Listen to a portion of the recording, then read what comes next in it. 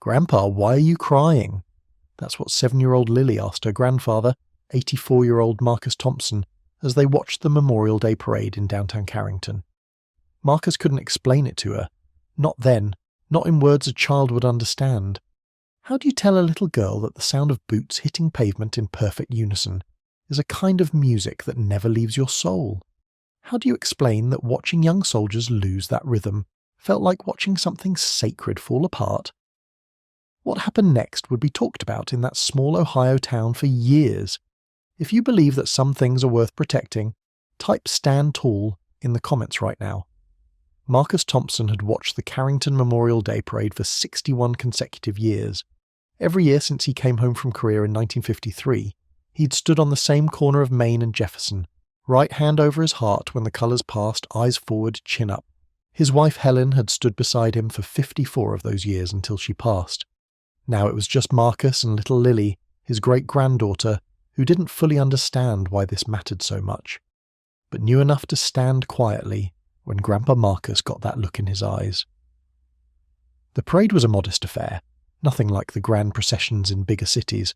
Local veterans groups, the high school marching band, a few fire trucks and police cruisers. But the heart of it, the part that mattered, was always the colour guard. Young soldiers from the National Guard unit 2 counties over, carrying the flag, representing something larger than themselves. The colour guard this year was young. That was the first thing Marcus noticed. 4 soldiers, none of them looking older than 22 or 23, crisp uniforms, polished brass, flags held at perfect angles. They looked good standing still, but the moment they stepped off, Marcus felt something twist in his chest. The cadence was wrong. The soldier on the far left was hitting a half beat early, throwing off the man beside him, who overcompensated by slowing down, which rippled through the formation like a wave of disorder. By the time they'd travelled 50 yards, the colour guard was a mess of mismatched steps, flags wobbling slightly with each uneven footfall. The civilians lining the street didn't notice. Why would they? They saw uniforms and flags and smiled and clapped. But Marcus noticed. He noticed every stumble, every drift, every moment the formation lost its unity. It was like watching someone play the national anthem with wrong notes and seeing everyone applaud anyway. Marcus understood what had happened. He'd seen it before in young troops, the ones who'd learned drill in a classroom or a gymnasium, who'd practiced on smooth concrete with instructors counting cadence over loudspeakers. They'd never learned to feel the rhythm in their bones, never internalized it so deeply that their bodies moved as one without conscious thought. The parade route was uneven, old brick streets patched with asphalt, slight grades and cambers that threw off mechanical stepping. Real drill, the kind that held together under any conditions, required something that couldn't be taught in a manual. It required the beat to live inside you. These young soldiers had the knowledge but not the instinct. And now, in front of the whole town, with veterans watching and families cheering, they were coming apart at the seams. The colour guard approached the intersection of Main and Jefferson, right where Marcus stood. He could see the strain on their faces now, the senior soldier trying to call a quiet cadence under his breath, the others struggling to match a rhythm that kept shifting like sand. The American flag dipped slightly as the bearer overcorrected his balance. Marcus felt his jaw tighten. 60 years of standing on this corner, 60 years of watching the colours pass with pride. His hands trembled at his sides, not from age or infirmity, but from something else entirely, a physical memory rising up through decades of civilian life, muscle and bone remembering what the mind had never forgotten. The formation was 15 feet away, 10 feet, 5 feet. The left side soldier stumbled slightly on a brick edge, and the whole line threatened to dissolve into chaos right there in front of everyone. Marcus didn't make a decision. His body made it for him. His right boot came down on the pavement like a thunderclap. One single stomp, sharp and absolute, cutting through the crowd noise and the distant music and the shuffle of uneven footsteps. The sound was unmistakable to anyone who'd ever served. It was the sound of a drill sergeant's boot, the sound of authority that bypassed the conscious mind and spoke directly to military muscle memory. The 4 young soldiers reacted before they could think. Their spines straightened, their chins lifted, their feet, as if pulled by invisible strings, snapped into alignment and came down together on the next beat. Left, right, left, right. Perfect unison, perfect rhythm.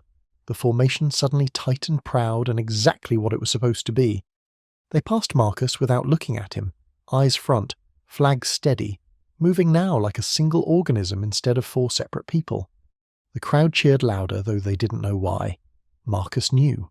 He'd given them the beat, just one beat, and their training had done the rest. The colour guard completed the parade route without another falter.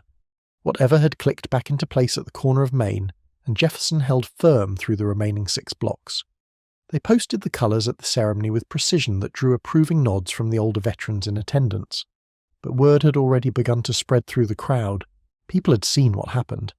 They'd seen the old man on the corner, the one who stood there every year, stamp his foot and somehow fix what was broken. It seemed impossible, almost mystical, until you understood what you were really seeing.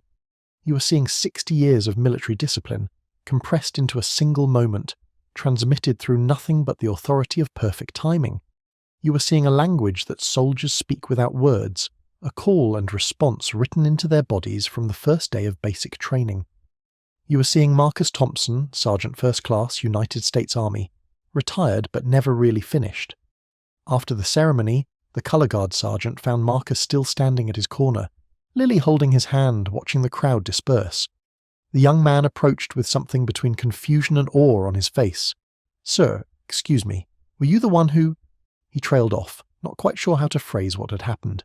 Marcus nodded slowly. "You boys were losing the beat. Happens on rough ground if you're not used to it." The sergeant swallowed hard. "I don't understand how you did that. One stomp and we fixed it. It was like our bodies knew what to do before our brains caught up." Marcus smiled, the kind of smile that held decades of memory. "That's exactly what happened. You've got the training. It's in there. Sometimes you just need someone to remind your bones what they already know," the sergeant asked Marcus where he'd served. The answer took longer than expected because once Marcus started, the young man kept asking questions, and Marcus found himself talking about things he hadn't discussed in years. Korea, 51 to 53, 23rd Infantry Regiment, 2nd Infantry Division, the Punch Bowl, Heartbreak Ridge. Battles the young soldier had read about in history books but never connected to a living person standing in front of him. Marcus told him about drill competitions, about sergeants who could keep a formation together through artillery fire by sheer force of cadence, about the day he'd learned that rhythm wasn't just for parades.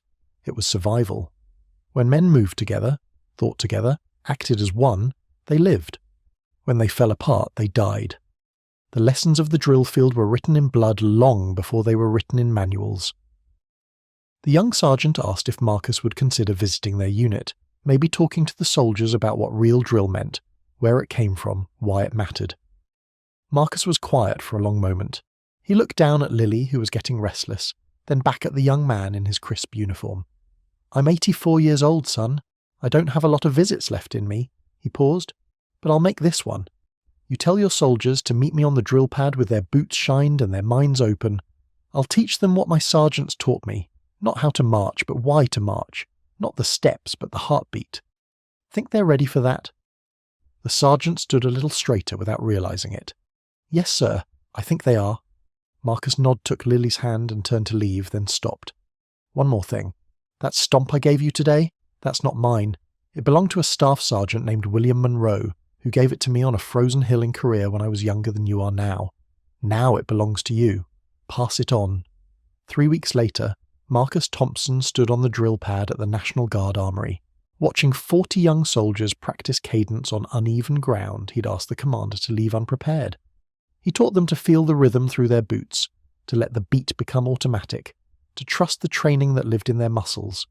He taught them the history, the lineage, the unbroken chain of soldiers who'd passed down this knowledge through generations.